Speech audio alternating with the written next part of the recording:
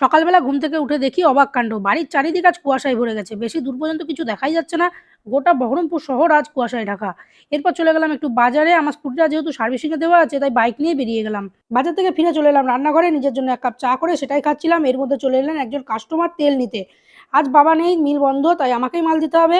এরই মধ্যে আরো কয়েকজন কাস্টমার এসে গেলেন, তাদের মালপত্র দিয়ে চলে এলাম রান্নাঘরে। এদিকে অলরেডি রান্না বান্না স্টার্ট করে দিয়েছি। একবার মিলে গিয়ে কাস্টমারদের মাল দিচ্ছি, আর একবার রান্নাঘরে আসছি। এইসব করতে করতে সকালটা কেটে গেল।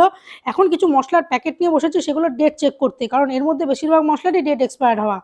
যেমন এই বিরিয়ানি প্যাকেটটা 10 বছর আগে ডেট এক্সপায়ার্ড হয়ে গেছে, কিন্তু এখনো সিল কাটাই হয়নি। কাজটা শেষ করে বসে বললাম খাওয়া দাওয়া করতে। খাওয়া দাওয়া শেষ করে চলে এলাম একটা ফলের দোকানে মায়ের জন্য ডাব কিনতে। দাদাকে বললাম ডাবটা কেটে দাও, কিন্তু ফুটো করো না, বাড়ি গিয়ে ফুটো করে নেবো। বাড়ি এসে স্নান করে বসে বললাম খাওয়া দাওয়া করতে। দুপুরে টিভি দেখতে দেখতে কখন যে ঘুমিয়ে গেছে বুঝতেই পারিনি। বিকেলে নিচে এসে দেখি ভুতু টাক করেছে, তাই ওর সাথে একটু মজা করে চলে এলাম মিলে, কারণ কয়েকজন কাস্টমার এসেছেন মাল নিতে, তাদেরকে মাল দিতে হবে।